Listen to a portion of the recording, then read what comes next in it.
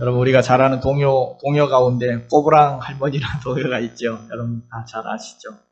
꼬부랑 할머니가 꼬부랑 고갯길을 꼬부랑 넘어가고 있네. 꼬부랑 고개는 12고개 고개를 넘어간다. 잘 다 아시는 동요일 것인데, 이 동요는 목사님이 지었다고 하죠. 중앙침례교회 음악 목사였던 한태근 목사님이 작곡한 동요라고 합니다. 물론 전래 동요 이런 가사들이 있었는데 그것을 응용해서 이렇게 만들었는데 참 경쾌한 곡이죠. 굉장히 경쾌하고 또 가사도 참 재미있고 그런 동요인 것 같습니다. 여러분, 그런데 사실 우리가 현실 속에서, 우리의 삶의 현실 속에서 정말 이런 할머니, 심히 허리가 굽어서 있는 이런 할머니를 보면 이렇게 기쁠까요? 어떤 생각이 들까요? 안쓰럽겠죠.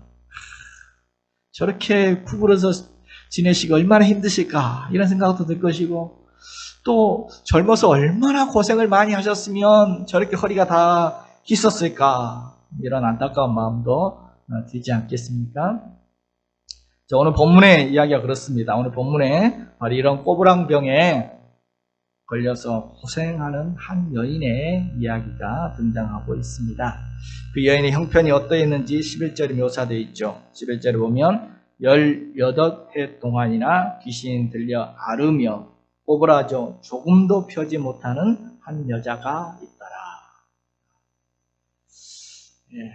의학용어로는 척추후만증이라고 하고, 옛날에 비하하는 말로 꼽추 이런 말도 하기도 했었죠. 근데 이 본문의 이 여인의 병세를 보면 보통 심한 병세가 아닙니다. 조금 흰 정도가 아니죠. 뭐라고 돼 있습니까? 꼬부라져 조금도 펴지 못했다. 조금도 펴지 못했대요. 이 꼬부라져라는 이 단어도 원어를 보면 완전히 접혔다, 반으로 접혔다, 이런 뜻의 단어입니다. 그러니까 보통 흰 것이 아닙니다. 90도 이상 아주 심각하게 허리가 휘어서 고생하고, 또 거기 보니까 귀신 들려 앓았다, 끙끙 앓면서 그렇게 힘들게 살았다. 그것도 무려 18년 동안이나 이런 상태로 고생하면서 살고 있다는 거죠. 여러분, 얼마나 힘들까요? 한번 해보실래요? 90도 이상 여러분 허리 이렇게 구부리고 18분만 한번 있어 보시죠. 18분만. 90도 이상 구부리고 18분. 여러분, 18분 견디기도 힘들 겁니다. 그런데 이 여인은 18분이 아니라 무려 18년 동안이나 그런 상태로 살았다는 거죠. 그런 불편한 몸으로 완전히 꼬부라진 상태로 밥 먹을 때도 꼬부라져서 먹고, 앉아있을 때도 꼬부리고 앉고, 걸을 때도 꼬부리고 걸고, 심지어 잠을 잘 때도 편히 펴고 자는 게 아니라 꼬부리고 자고. 참 얼마나 고통스럽고 힘든 삶을 살았을까요?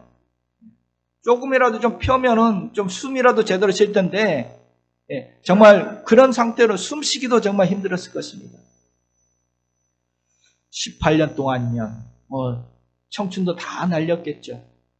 이 질병으로 인해서 그녀의 젊음도 다 날려버리고 말았을 것입니다. 사람들의 눈초리는 얼마나 따가웠을까요? 그런 세상 속에서 자신의 자신감도 완전히 바닥이 나서 자신감도 다 꺾이고, 자존감도 다 꺾이고, 꿈과 소망도 다 꺾여지고 말았을 것입니다. 자, 그런데 오늘 바로 이 여인이 예수님을 만난 것입니다. 예수님을 만났습니다. 오늘 이 여인이 만난 예수님은 어떤 분이셨습니까? 그가 만난 예수님은 어떤 분이셨습니까? 바로 우리 주님은 바로 이 여인의 그 구부러진 몸, 더 나아가 그녀의 구부러진 인생을 펴주셨습니다. 12절 13절 우리 같이 한번 볼까요? 예수께서 보시고 불러 이르시되 여자여 네가 네 병에서 놓였다 하시고 안수하시니 여자가 곧 펴고 하나님께 영광을 돌리는지라. 아멘. 여기 예수님의 행동이 나오죠. 예. 어떻게 하셨습니까? 보시고 먼저 눈으로 그 여인을 보셨습니다. 그리고 입을 열어서 그녀를 부르시고 또 선포하시죠. 내가 너였다. 병에서 너였다. 그리고 또 직접 또 손으로 안수를 하시고 그렇게 그녀의 굽은 것을 다 펴주십니다. 먼저 그녀를 보셨다고 했습니다. 이 보셨다는 단어를 보면 이 단어의 뜻은 그냥 쉽게 본다는 그 뜻이 아닙니다. 관심 있게 주의 있게 보신다는 것이고 보시고 안다는 그런 뜻의 단어입니다. 오늘 이 여인이 예수님께 먼저 나온 게 아닙니다. 이 여인이 예수님께 무슨 나 좀 고쳐주십시오 이렇게 요청한 것이 아닙니다. 보통 우리가 성경에 보면 예수님께 병자를 고치실 때 대부분 다 어떻습니까? 대부분 다 병자들이 예수님께 와서 요청을 하죠. 소경 바디메오는 막 부르짖습니다. 다윗 자손 예수여 나를 불쌍히 여겨달라고 나를 불쌍히 여겨달라고 소리쳤죠. 회당장 야이로는 자기의 딸이 지금 죽어가고 있습니다 라고 예수님께 와서 간청을 자기 지위 자존심 다 내려놓고 간청을 했죠. 수로보니가 여인은 자기 딸을 위하여 예수님 앞에 엎드리면서 강구했습니다. 하다못해 혈루증 여인도 사람들 앞에 나설 자신은 없었지만 그래도 몰래 와서 예수님 옷가라도 만졌죠. 뭔가 행동을 하고 요청을 하고 막 강구를 하고 부르짖고 했습니다. 그런데 오늘 이 여인은 어때요? 아무것도 아무 요청도 없습니다. 어떤 소리도 어떤 행동도 하지 못하고 있습니다. 왜 그랬을까요? 왜 그럴까요? 이제 완전히 체념한 거죠. 포기. 18년 동안 이렇게 지내다 보니까 여러분 18년이면 뭘 안 해봤겠습니까? 고쳐보려고 별거 다 해봤겠죠. 우리 식으로 말하면 병원도 다 좋은 병원도 찾아다니고 용하다는 의사들도 다 찾아다니고 심지어 민간요법까지 안 해봤겠습니까? 그런데 안 되는 거죠. 소용이 없는 겁니다. 18년 동안 아무리 해도 뭘 해도 안 됐다는 거죠. 여러분 사람이 너무 오랫동안 이렇게 하다 보면 포기하게 됩니다. 오래 있다 보면 체념하게 되고 그냥 그것이 책질이 되어버리고 그것이 이제 익숙해져 버립니다. 숙명이거니 이 모습이 나야. 이게 나야. 나는 원래 그래. 그냥 이렇게 살지. 이렇게 됩니다. 그렇게 그녀는 그렇게 귀신의 악한 영의 지배를 받으면서 병에 꽉꽉 메어서 그렇게 그것이 내 자신의 인생이다. 이것이 내 인생이다. 그냥 받아들이고 체념하며 삽니다. 이제는 아무것도 하지 못한 채 나는 어쩔 수 없어. 그냥 그렇게 주저앉아 있는 그 상태의 모습이죠. 그런 그녀, 아무것도 요청하지 않은 그녀, 누가 예수님이 보셨다는 것. 예수님이 먼저 그녀를 관심 있게 보신 것입니다. 불쌍히 여기시는 그 마음으로 보신 것입니다. 예수님이 먼저 찾아와 주신 것입니다. 그리고 예수님이 그를 부르셨다고 했습니다. 불러내셨습니다. 한쪽 구석에 찌그리고 있었겠죠. 회당에서. 근데 그녀를 그냥 한가운데 호출해. 이 불러내신 것들. 이 불러내다는 뜻의 단어거든요. 불러냈다. 이 나와라. 당시 회당에서 여인들은 남자들이 대부분 남성 위주였기 때문에 여인들은 회당에서도 한쪽 구석에 아무 말도 안 하고 여인은 회당에서 조용히 있어야 됩니다. 더군다나 병든 사람들 관심 바뀝니다. 가족들도 다 외면했을 것입니다. 정말 아무도 관심 갖지 않고 그렇게 찌그러져 있던 여인은 그런데 오늘 예수님은 그녀를 눈여겨보시고 불러내십니다.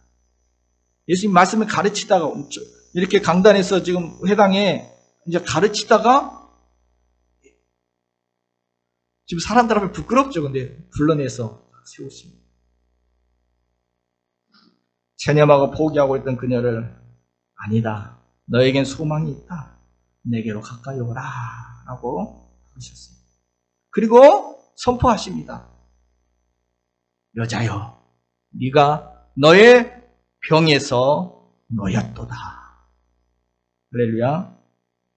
너는 이제 자유다. 너의 그 묶여있던 그 질병으로부터 너는 놓여졌다. 자유다. 귀신에 매여 사단의 약한 영으로부터 너는 자유다. 라고 선언해 주십니다. 자유케 하시는 주님. 이게 예수님 주특기 아닙니까? 진리를 알지니 진리가 너희를 자유케 하리라. 예수님을 알면 자유가 있다는 거죠.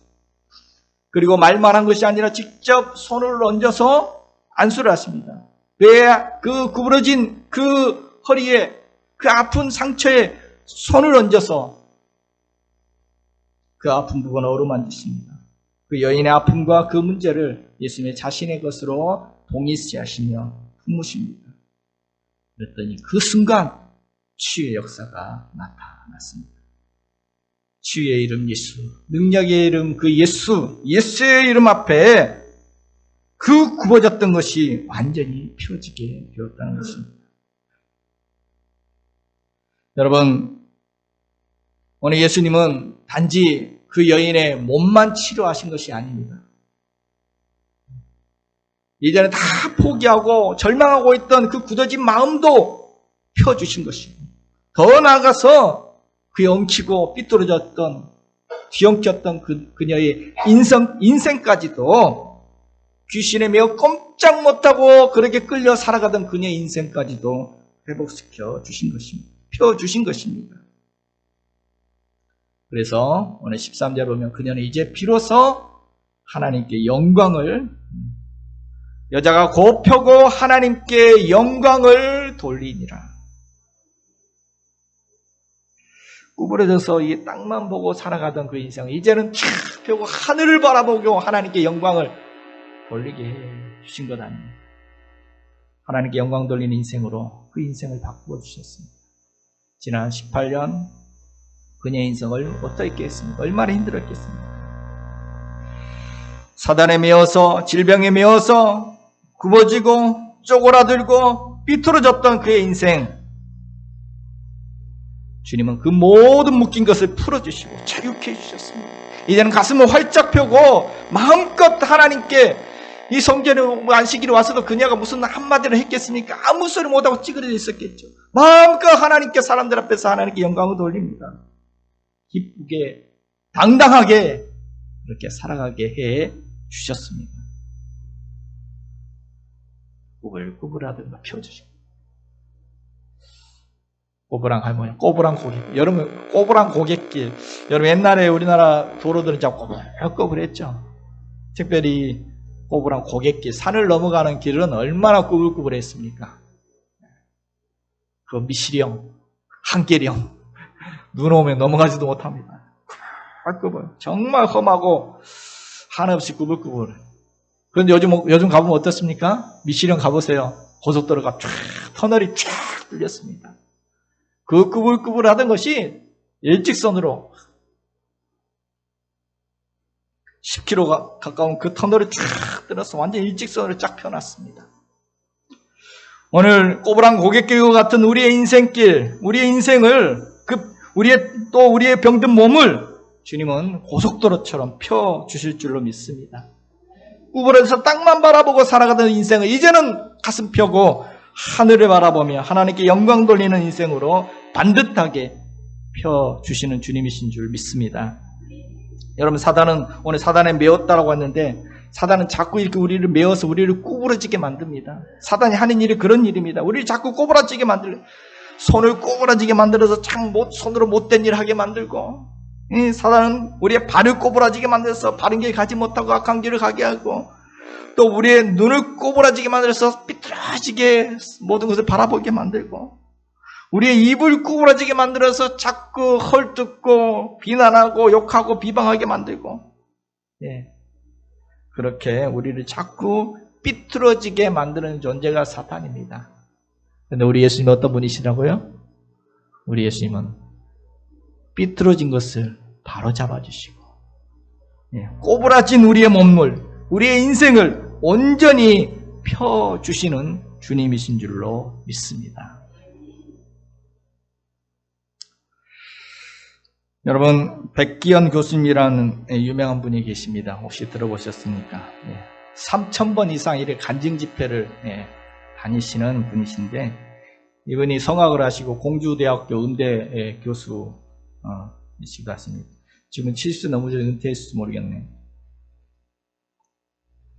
이분의 간증을 들어보면, 이분이 2살 때, 어린애기 때, 2살 때 마루에서 굴러 떨어져서, 옛날 마루는 걔는 못 봤죠. 마루에서 굴러 떨어져서 척추를 다쳤는데, 척추 결핵으로 뼈가 굳어져서 그래서 곱사등이 되고 말았습니다. 등이 완전히 휘어지고 가슴이 튀어나오고 등은 휘어지고 소위 꼽주가 된 거죠. 그래서 그 인생은 파란만장했어. 어렸을 때부터, 어릴 적부터 얼마나 놀림 당했겠어요. 학교에서 놀림 당하고 왕따 당하고, 그렇게 어렸을 때부터 그렇게 왕따 당하면서 자랍니다.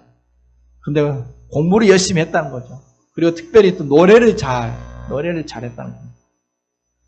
그래서 이분이 성악으로 서울대 음대에 들어가게 되었고, 또 동대학원까지 졸업하고, 더 나아가서 오스트리아 비엔나 국립음악대학까지 유학을 하고, 그래서 공주대 교수까지 되었습니다. 그리고 또 공주 감리교회 권사도 되었습니다. 감리교회는 남자 권사죠. 권사까지 되었습니다. 이분이 그 오페라 이순신이라는 아주 거대한 큰 오페라, 세계까지 나갔던 그런 큰 오페라를 만드신 분이 이분이라고 합니다. 자, 그런데 이분이 교회는 오래 다녔는데 신앙은 별로 없었다. 자기 인생 한탄하면서 믿음 별로 없었다고. 그리고 또 이 이순신은 그런 큰 오페라를 만들면서 엄청나게 빚을 졌다는 거죠. 당시 13억 정도의 빚을 일단 도저히 감당할 수 없었습니다. 그래서 이분은 너무 몸도 이렇게 살아가기 곱주로 이렇게 힘든데, 몸도 힘들고 또 막 빚도 많이 지고 되는 일도 없고, 그래서 마음도 힘들고, 그래서 자살까지 생각하는 상황까지 되었다고 합니다. 그러고 있는데 어느 날이 중요하죠. 어느 날 동료 교수들과 또 부인을 따라서 부흥회라는 곳을 참석하게 되었다는 겁니다.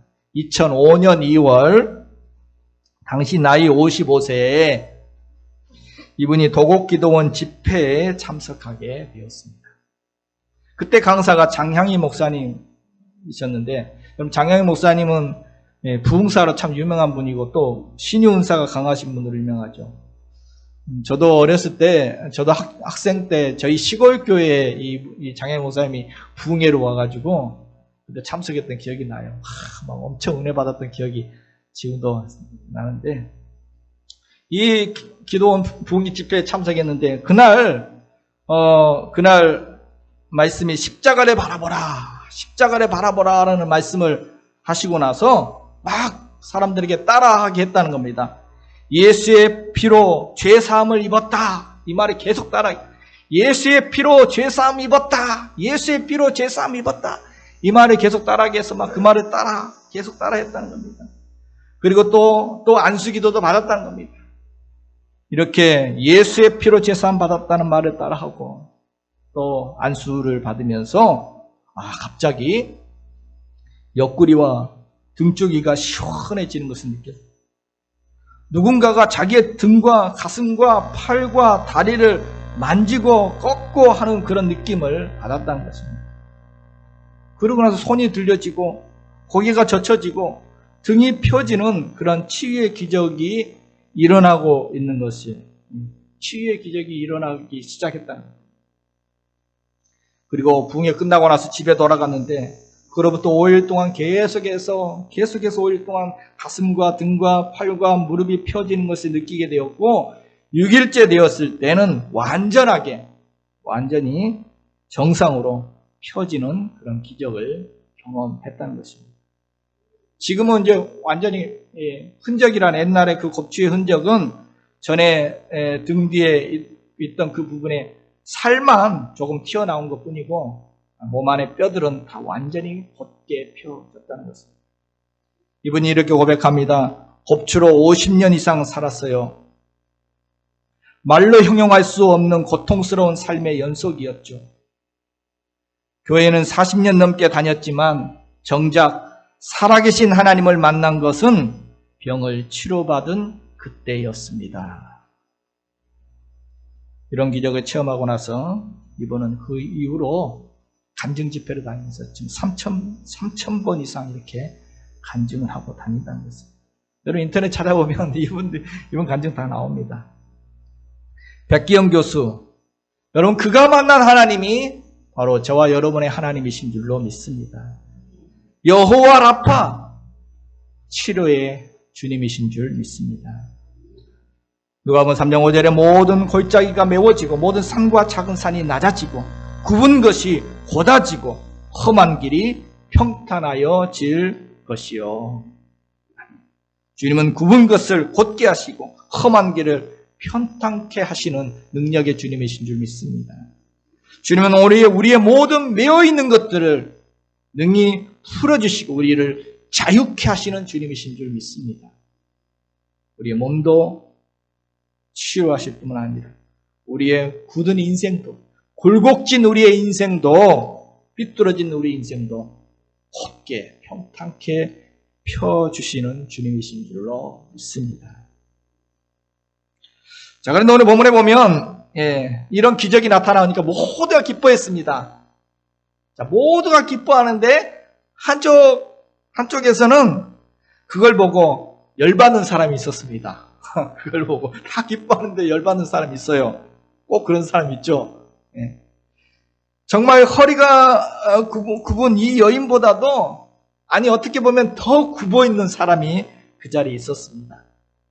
이 여인은 허리가 굽어서 그런 육체적 장애가 있었다면 그 사람은 이 마음과 생각이 완전히 삐뚤어져서 마음과 생각이 굳어버린 마음의 장애가 있는 사람이 그 자리에 있었습니다. 누구죠?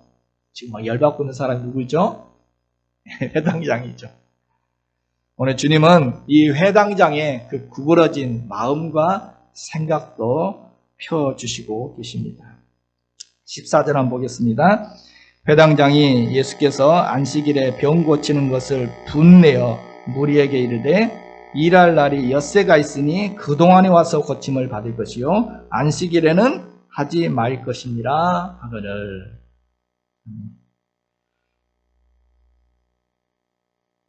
분이 났습니다. 지금 회당장이 무척 화가 났다는 거죠.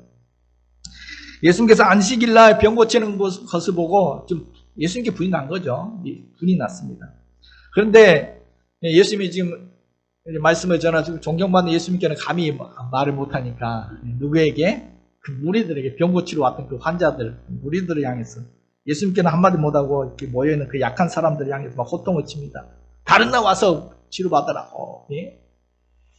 참 비겁하죠. 강한 사람 앞에 한마디 못하고 약한 사람한테 막 말을 내는 거. 일주일에 다른 6날이 있지 않느냐? 왜 6일 놔두고 꼭 이 안식일에 와서 치료받느냐? 안식일은 노동금지인데 왜 의료행위를 하느냐? 지금 화를 내고 있습니다. 안식일은 하지 말라는 거죠.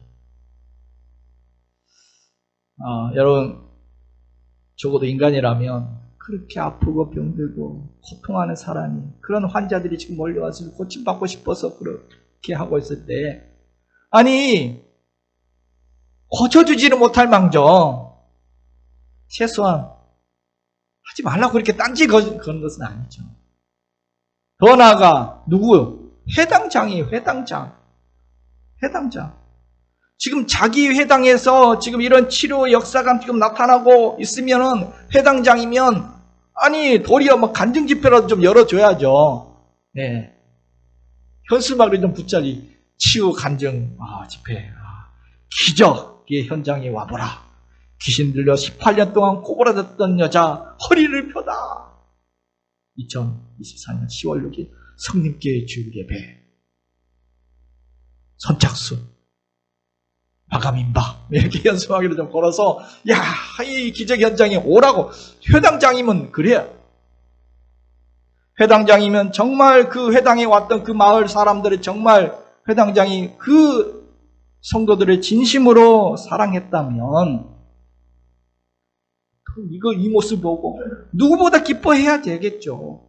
아니 막 사람들이 마을 사람들에게 막 더 하라 와서 고침 받으라고 해야 되겠죠. 그게 회당장 아닙니까? 여러분 그 고침 받았던 사람이 회당장의 딸이었다면 내 딸이었다면 그렇게 화를 냈을까요? 아니 지금 그 모여있던 그 환자들이 내 가족들이었다면 그렇게 분을 냈을까요? 그렇지 않겠죠. 오늘 이 회당장은 구부러져 있습니다. 뭐가 구부러졌어요? 먼저 마음이 구부러져 있습니다. 마음이 비뚤어져 있습니다. 전혀 공감을 하지 못해 사랑이 없어요.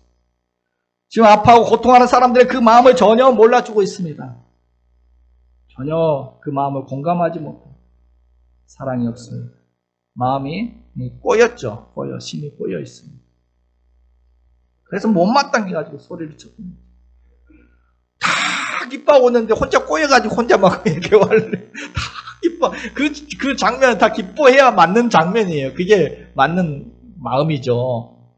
근데 이렇게 마음이 꼬일 대로 꼬여 있습니다. 꼬부라지고 심히 꼬부라진 마음입니다. 긍휼의 마음이라 사랑의 마음이라 찾아볼 수가 없습니다. 또 생각이 삐뚤어져 있습니다. 생각이 굽어져 있습니다. 완전 율법주의에 사로잡혀 있죠. 편견, 그 율법이라는 그 편견에 사로잡혀서 그 삐딱한 생각으로 바라보니까 이게 환의 상황이 되는 거죠. 지금 회당장의 생각은 지금 어떤 생각이에요? 안식일에는 병자를 고치면 안 된다. 안식일에는 쉬는 게 그것이 법이다. 쉬지 않으면 율법을 범하는 것이다. 이게 그런 생각이 있는 거예요. 그리고 그 생각이 지금 똑바른 생각이다. 이 생각이 똑바른 생각이다. 이 생각이 지금 나의 생각이 하나님의 생각과 같은 생각이다. 이렇게 착각을 하고 있습니다.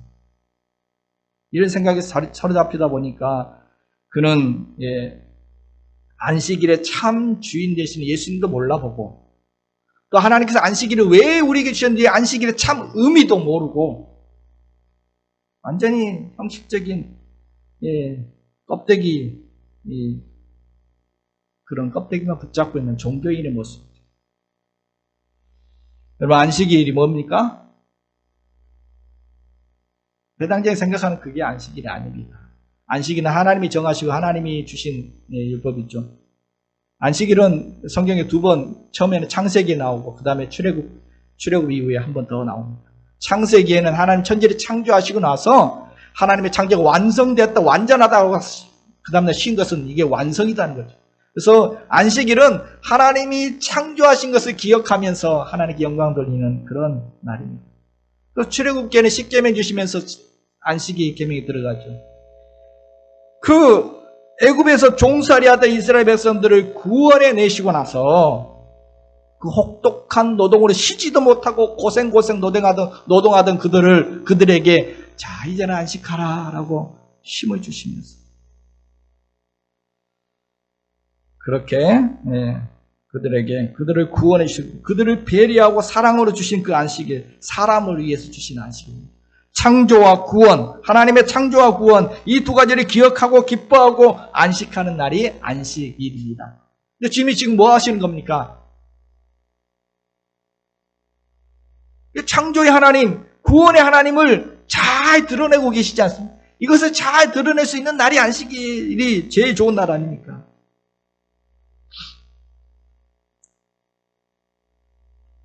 꼬부라진 여인의 허리를 펴면서 그 질병으로부터 그 사단의 권세로부터 구원해 내셨고 그 구부러진 그 망가진 그 몸을 다시 재창조해서 하나님의 본래 모습으로 다시 재창조해 내시고 이런 구원과 창조의 일을 그 안식일에 하고 계십니다. 안식일보다 더 좋은 날이 어디 있어요? 이걸 하기에. 안식일이 그런 날입니다.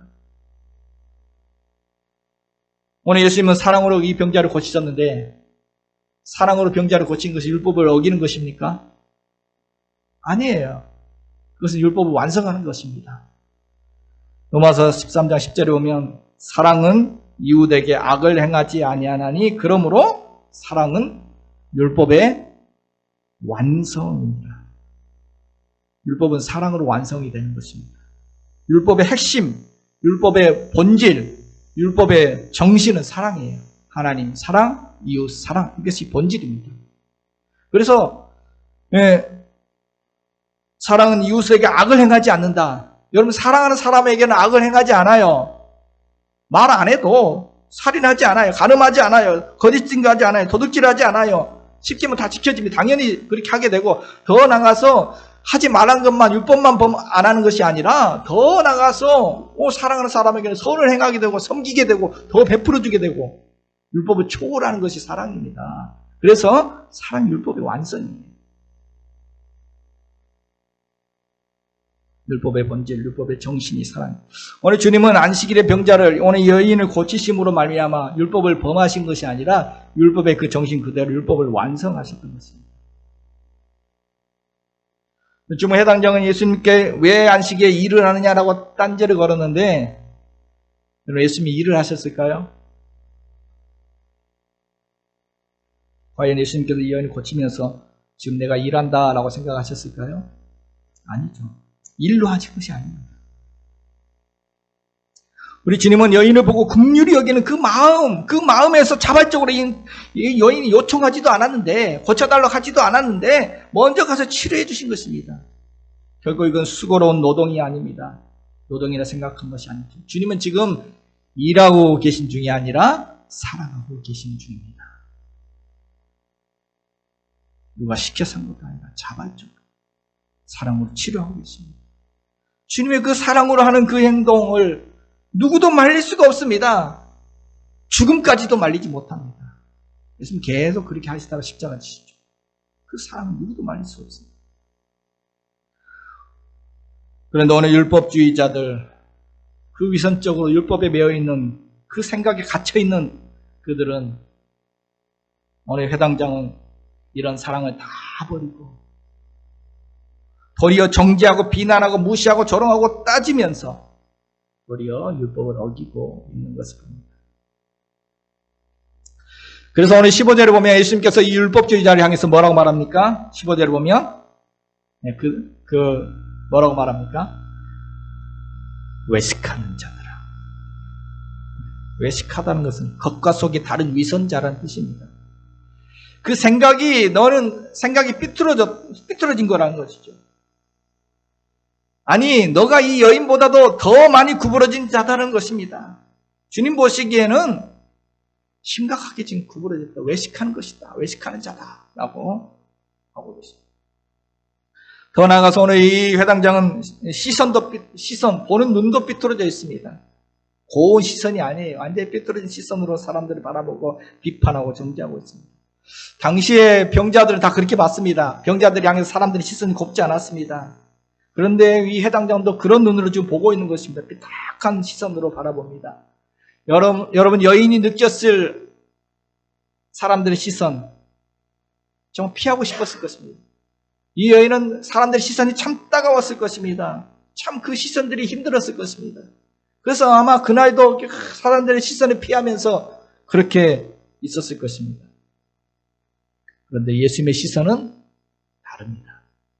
오늘 여인을 바라보는 예수님의 시선은 지금까지 느껴보지 못한 시선입니다. 너무나 따뜻한 시선입니다. 먼저 보시고, 그리고 부르시고, 그리고 어루만지시고, 그리고 그 연약한 것을 고쳐주십니다. 그 눈길은, 예수님의 그 눈길은 너무나도 존중해주는 시선입니다.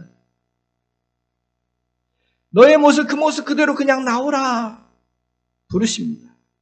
사랑이 가득한 눈입니다. 오늘 회당장의 시선과 예수님의 시선은 완전히 다릅니다. 그래서 오늘 16절에 보면 예수님은 이 여인을 뭐라고 부릅니까? 뭐라고 말합니까? 이 여인이 누구다? 이 여인은 아브라함의 딸이다 라고 말합니다. 그런 눈으로 예수님 보고 계신 겁니다. 이 병자야가 아니라 사람들의 시선은 정말 따가웠고 버림받은 존재, 쓸모없는 가치 없는 존재, 병든 여인, 이렇게 사람들의 시선은 그렇게 보고 계시지만 예수님은 뭐라고요? 어떤 눈으로 보았다고요? 이 여인은 누구다? 아브라함의 딸이다. 아브라함은 하나님이 선택받은 자 아닙니까? 이 여인은 하나님이 선택한 여인이다. 선택받은 자다. 이 여인은 아브라함의 딸이라는 것은 하나님의 존귀한, 하나님의 귀한 자녀다. 너무나 존귀한 사람이다. 하나님 보시기에 너무나 소중한 딸이다. 예수님의 시선이 그렇다는 것입니다. 우리 회당장의 시선과는 완전 다릅니다. 사람들의 삐뚤어진 시선은 겉모습만 보고, 대부분 그렇죠. 그 겉모습 보고 사람들의 시선은 그렇게 삐딱하지만 주님의 눈은 겉모습을 보는 것이 아니라 그 사람 속에 있는 하나님의 형상을 보고 계신 것입니다. 그래서 존귀한 아브라함, 하나님의 자녀. 그래서 오늘 주님은 이 삐딱한, 삐뚤어진 이 구분, 이 회당장의 마음과 생각과 그 시선을 바꾸어 주시기 위하여 이렇게 말씀하고 계십니다. 15절, 16절 같이 한번 보겠습니다. 주께서 대답하여 이르시되 외식하는 자들아 너희가 각각 안식일에 자기의 소와 나귀를 외양간에서 풀어내어 이끌고 가서 물을 먹이지 아니하느냐. 그러면 18해 동안 사단에게 매임받은 이 아브라함의 딸을 안식일에 그 매임에서 푸는 것이 합당하지 아니하냐. 이 외식하는 자들아, 이 생각이 이 꼬인 자들아, 생각해봐라. 한번 생각해봐라. 너희가 안식일에 자기 소와 나귀를 물 있는 곳에 끌고 가서, 물 풀어가지고 물 있는 곳에 끌고 가서 너희가 그 소와 이 나귀를, 자기의 그 재산을 아까워하는데 하물며 아브라함의 딸이겠느냐, 하물며 하나님 귀한 자녀겠느냐. 이 18년 동안 이렇게 병에 매어서 고통하고 있는 이 아브라함의 딸을 고치는 것이, 이것이 뭐가 문제냐라고 오늘 반문하십니다.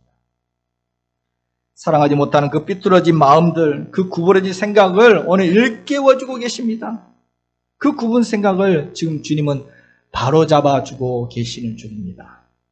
결국 그들이 이런 말을 듣고 어떻게 됩니까? 17절에 보면 그들이 다 부끄러워하더라. 아, 우리가 잘못됐구나. 그것을 깨달았다는 거죠. 부끄러워했다는 것은 깨달았다는 것입니다. 할 말 없습니다. 이처럼 주님은 우리의 구부러진 마음도, 생각도, 삐뚤어진 시선도 오늘 바로잡아주시는 주님이신 줄로 믿습니다. 성경에 보면 이런 율법주의에 사로잡힌 사람이 있었죠. 신약 성경에 보면 사울. 그래서 예수 믿는 사람을 잡아 죽이려고, 이 감옥에 가두려고 다메섹으로 지금 이 그리스도인들이 체포하려고 막 가고 있었습니다. 그는 그게 맞다고 생각했습니다. 이게 옳은 생각이야. 이게 하나님의 생각이야. 라고 생각하고 다메섹으로 가던 길에 예수님을 만나게 되죠. 예수님은 그 구부러진 그 사울의 생각을 바꾸어 주십니다. 그 삐뚤어진 생각을 바로 잡아 주십니다. 그래서 그 사울을 사도 바울이 되게 하십니다. 이제는 복음을 위해서 진리의 길로, 그 바른 길로 달려나가게 해 주셨습니다. 다리미질하듯이 구겨진 옷을 다리듯이 오늘 주님은 이 구겨진 우리의 생각, 우리의 삐뚤어진 생각, 구겨진 마음, 삐뚤어진 시선, 사랑의 다림질로 펴주실 줄로 믿습니다. 미움과 원망, 중어로 구부러진 우리의 마음도 주님의 십자가의 사랑으로 펴주실 것입니다. 삐뚤어진 잘못된 생각도 말씀의 바른 다림질로 우리를 펴주실 줄로 믿습니다. 세상의 가치관으로 겉만 보고 판단하는 우리의 삐뚤어진 눈도 하나님의 시선으로 펴주실 줄로 믿습니다. 그러므로 굽은 곳을 펴주신 주님 앞에서 우리는 어떻게 하면 될까요? 어떻게 하면 될까요? 하나만 합시다. 먼저 눈부터, 우리의 삐뚤어진 눈부터 좀 폈으면 좋겠습니다. 우리 시선부터. 먼저 땅만 바라보던 우리 시선 이제 좀 펴고, 허리 좀 펴고 좀 하늘을 바라보기를 소망합니다. 오늘 주님은 숨어있던 여인을 주님 앞으로 불러내셨습니다. 주님 앞에 나오게 하셨습니다. 그것은 사람들 시선 너무 의식하지 말고 다른 거 보지 말고 나만 보고 그 모습 그대로 내게 나오라. 상황과 환경 보지 말고 사람 보지 말고 나를 부르시는 주님 그분만 바라보고 주님만 바라보고 나오라. 옆에 다른 사람이 어떤 삐뚤어진 눈을 바라보든 그거 의식하지 말고 지금 너의 몸이 어떤 상황이 있든지 너의 환경 그 의식하지 말고 나만 보고 내게로 오라. 허리 펴고 이제는 땅만 보지 말고 허리 펴고 좀 하나님을 바라보라. 그래서 하나님께 영광을 돌리는 여러분 땅만 바라보던 우리의 시선 곱게 펴고 하늘을 바라봅시다. 가을 하늘 얼마나 푸르고 맑고 얼마나 화창합니까? 멧돼지가 하루는 산길을 가다가 도토리 나무 밑에 도토리가 많이 떨어져 있는 겁니다. 기분이 좋아가지고 도토리 밑에서 잔뜩 떨어지는 것을 정신없이 막 주워 먹었습니다.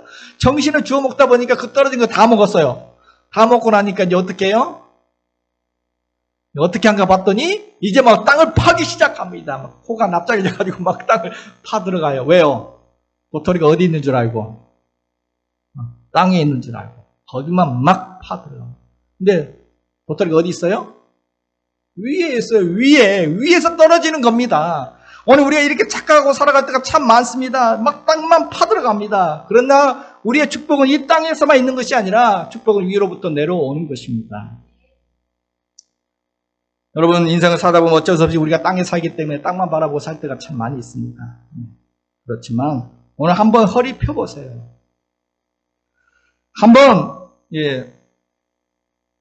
눈을 들어 주님 바라보고 땅만 보고 수고하고 땀 흘리고 그렇게 끙끙대고 무거운 짐을 지고 땅만 보고 살 것이 아니라 이제는 그 수고하고 무거운 짐을 허리 펼 수도 없이 이렇게 무거워가지고 허리 펴지 못하고 살아가는 우리에게 이제는 그 무거운 짐 주님께 맡기고 한번 허리 펴고 하늘을 바라보라. 주님을 바라보라. 오늘 우리에게 그래서 좀 쉼을 얻으리라. 하나님이 주실 위로부터 부어주실 것을 좀 바라보고 사모하고 위를 바라보고 그의 나라와 그 의를 바라보고 하나님께 영광 돌리는 삶을 살아보라라고 도전하십니다. 이제는 땅만 바라보고 움츠러진 우리 인생, 이제는 하늘을 바라보고 좀 날개도 활짝 펴고 독수리 날개쯤 올라가듯 창공을 한번 힘껏 날아오기를 소망합니다. 오늘 이 여인이 아무것도 안 했지만 한 가지 잘한 게 하나 있어요. 뭘 잘했어요? 주님께 요청하지도 못하고